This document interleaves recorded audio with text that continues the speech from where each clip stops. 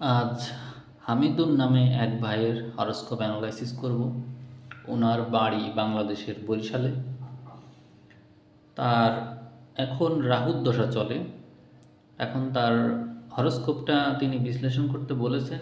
তো আমি দেখলাম তার হরোস্কোপে রাহু ষষ্ঠ ঘরে বসে আছে। ষষ্ঠ ঘরে রাহু নিজ নক্ষত্রে বসে আছে, সেটা ভালো, শুক্রের সাথে আছে। এখন রাহুর দশায় ওনার মূলত কি কি ধরনের পরিস্থিতি ফেস করতে হবে আমি সেটা একটু বলি। আপনি একটু খেয়াল করে দেখুন, আর আপনারা যারা দেখছেন তারাও বিষয়গুলো বুঝুন যে এখানে কি কি হচ্ছে।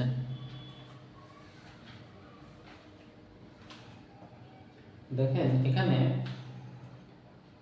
ওনার মূল যে দুর্বলতা সেগুলো আমি একটু মার্ক করি। 6 নম্বর ঘরটা খেয়াল করুন। 6 নম্বর ঘরের অধিপতি রাহু, সে এখন তার দশা শুরু হয়েছে, রাহুর দশা। রাহুর দশা সাধারণত মানুষের সংঘর্ষের ভিতর দিয়ে যায়। যেহেতু এটা শুরু হয়েছে, তার মানে 18 বছর মতন ওনার রাহুর দশা থাকবে। তো রাহুর দশায় মানুষ অনেক অনেক ধরনের জটিলতার ভিতর দিয়ে যায়। তো সেক্ষেত্রে ওনাকেও অনেক জটিলতা ফেস করতে হবে। যেহেতু এখানে শুক্র রাহুর নক্ষত্রেই আছে এবং ষষ্ঠপতি শুক্র, সে রাহুকে বল প্রদান করবে। সুতরাং রাহু কিন্তু এই সময় এই জাতককে অনেক কিছুই প্রদান করতে পারবে যদি সে সচেতনভাবে সেগুলো গ্রহণ করতে পারে। তবে রাহুর দশা কিন্তু এনার জন্য ভালো হবে, কারণ রাহু আর শুক্র মিত্র এবং একই নক্ষত্রে আছে, এটা তার জন্য শুভ। রাহুর দশা শুনে ভয় পাওয়ার কারণ নেই, আপনার জন্য রাহুর দশাই ভালো। কেন ভালো আমি আরেকটু ব্যাখ্যা দিই। আপনার জন্ম নক্ষত্রই শুক্র, শুক্রের দশায় আপনার জন্ম হয়েছে, তার মানে শুক্র হচ্ছে আপনার জন্ম নক্ষত্র। এই কারণে রাহু আপনার জন্য ভালো ফল দেবে, কারণ এই রাহু এবং শুক্র একই সাথে আছে, শুক্রের প্রভাবে আছে। রাহু তো কোনো গ্রহ না, রাহু হচ্ছে প্রতিনিধি। তো রাহু কার ফল দিবে? শুক্রের ফলটা দিবে। এই জন্য আপনি খুব ভালো একটা সময় পার করবেন, কিন্তু আপনার সংঘর্ষ করা লাগবে, কিন্তু এটা মনে রাখবেন। তো আপনার দুর্বলতাগুলো আমি কিছু মার্ক করে দিচ্ছি, দেখেন কোথায় দুর্বলতা। আচ্ছা, দুর্বলতা বলার আগে আমি শক্তিগুলো একটু বলি। আপনার 10 নম্বর ঘরে শনি বসে আছে, এটা খুবই পজিটিভ। রাহুর দশায় যে রাহুর চিহ্ন দেওয়া, রাহুর চিহ্নতে শনি আছে, এবং তার মানে এই সময়ে আপনি কর্ম লাভ করবেন। আপনার যদি কর্ম থাকে তো ভালো, না থাকলে এই সময় আপনি কর্ম লাভ অবশ্যই করবেন এই শনির কারণে। শনি এখানে দীর্ঘদিন ধরেই আছে, মনে হয় এখনো 4-5 মাস আছে। 2025 সালের এপ্রিল মের দিকে হয়তো শনি ওইদিকে চলে যাবে, ওই ঘরে চলে যাবে। তার মানে 4-5 মাস সময়ের ভিতরে যদি আপনার চাকরি না হয় থাকে, আপনি চেষ্টা করলে এই সময়ে শনি আপনাকে চাকরি দিতে পারে। এরপরে এইদিকে চলে আসবো শুক্র সক্ষেত্রে আছে, এইটা একটা শুভ গ্রহ আপনার জন্য। তার মানে এইটা এবং এইটা আপনার জন্য অত্যন্ত পজিটিভ হলো। আপনার আরেকটা শক্তিশালী দিক বলি, বুধ বৃহস্পতি একত্রে আছে। বুধ বৃহস্পতি একত্রে থাকলে মানুষের ভিতরে শুভ বুদ্ধি কাজ করে। মানুষের ক্ষতি তো করে, কিন্তু মানুষের ক্ষতি চাইলেই করতে পারে না। যেমনটা আপনার চোখে হয়েছে, যে আপনি চাইলেই একজন মানুষকে ক্ষতি করবেন, সেটা আপনি পারবেন না। এটা আপনার ভিতরে বাধা দেবে, যে মানে আপনার ভিতরে কাজ করবে যে না, তার ক্ষতি কিভাবে করি। এই জিনিসটা আপনার ভিতরে কাজ করবে, যেহেতু আপনার বুধ বৃহস্পতি একত্রে আছে। কিন্তু আপনার আরেকটা প্রবলেম যেটা হয়েছে, আপনার যে প্রচেষ্টার অধিপতি চন্দ্র যেহেতু অষ্টমে আছে, এই জন্য আপনার প্রচেষ্টায় ঘাটতি থাকবে। এই জন্য আমি আপনাকে সাজেস্ট করব, যদি আপনি পারেন একটা গোমেদ পাথর। আমি চাকরি করি সরকারি কলেজে, ঝালকাঠি সরকারি কলেজ, আপনি থাকেন বরিশালে। তো আপনি যদি পারেন আমার সাথে যোগাযোগ করতে চান, করতে পারেন। আমি আমার ফোন নাম্বার দিয়ে দেবো দরকার হলে। আমি আপনাকে পরামর্শ দেবো, যেহেতু রাহুর দশা চলে, আপনার জন্য গোমেদ পাথরটা খুব উপকারী হবে। যদি আসল গোমেদ খুঁজে না পান, তাহলে আমার হেল্প নিতে পারেন, আর যদি আপনি ম্যানেজ করতে পারেন তো ভালো। গোমেদ পাথর আপনার জন্য খুবই হেল্পফুল একটা পাথর হবে এই সময়ে। আপনার লাইফকে, আমি সাধারণত পাথর সাজেস্ট করি না, কিন্তু আপনার জন্য খুব প্রয়োজনীয় পাথর এই মুহূর্তে গোমেদটা আপনার প্রয়োজন হবে।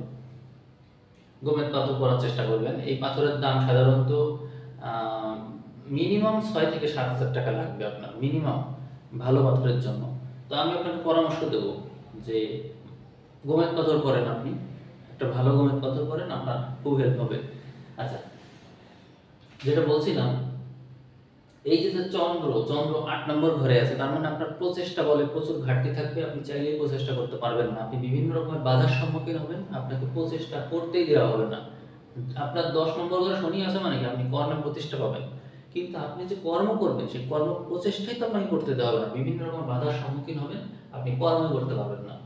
আচ্ছা, এই মুহূর্তে এই মুহূর্তে আপনার কি হচ্ছে সেটা একটু বলি। এই মুহূর্তে এইখানে 11 নম্বর ঘরে এইখানে রাহু বসে আছে এবং আপনার এইখানে কেতু বসে আছে 5 নম্বর ঘরে। এই কারণে আপনার ভিতরে এই সময়ে আপনার মাথা কাজ করবে না ঠিক মতো, বুদ্ধিতে ঘাটতি লক্ষ্য করা যাবে এবং দিশা পাবেন না, সবকিছুতে হতাশ থাকবেন, আশাহত হবেন এবং ঠিক মতো কাজে মনোযোগী হতে পারবেন না। যদিও আপনার শনি খুব ভালো অবস্থানে আছে, অন্যান্য গ্রহ খুব ভালো অবস্থানে আছে, কিন্তু তারপরও এই সময় আপনার বুদ্ধি আপনার নিয়ন্ত্রণে থাকবে না।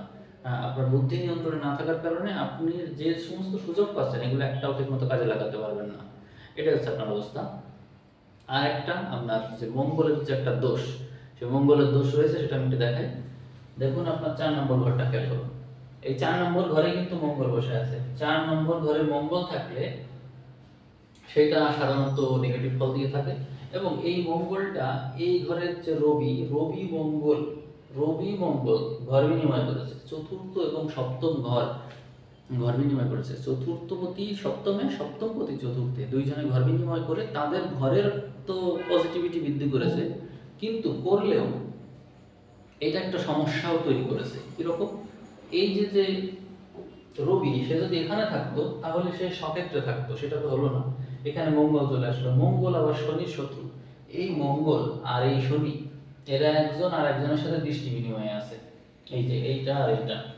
এই কারণে এরা শনি মঙ্গল দৃষ্টি বিনিময়ের কারণে আপনার লাইফে কিন্তু কর্মক্ষেত্রে নানা রকমের ঝামেলা কিন্তু সৃষ্টি হবে বিভিন্ন সময়ে, এগুলো ফেস করা লাগবে। এবং একই সাথে আপনার সপ্তম ঘরে রবি চলে আসার কারণে, এই চতুর্থপতি এখানে রবি চলে আসার কারণে আপনার কিন্তু মাঝে মাঝেই দেখা যাবে সংসারে অশান্তি হবে, অর্থাৎ ওয়াইফের সাথে বনিবনা হবে না, ঠিকমতো ম্যাচ করবে না, তারপরে হচ্ছে বিভিন্ন রকমের সমস্যা দেখা দেবে, ভুল বুঝাবুঝি হবে, এগুলো কিন্তু আপনাকে ফেস করা লাগবে।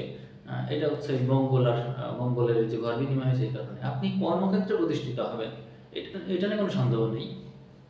এই সময় আপনি কর্মক্ষেত্রে অবশ্যই প্রতিষ্ঠিত হবেন, মানে কর্মক্ষেত্রে সফল আপনি, কিন্তু বৈবাহিক জীবনে আপনি কিন্তু সফল না।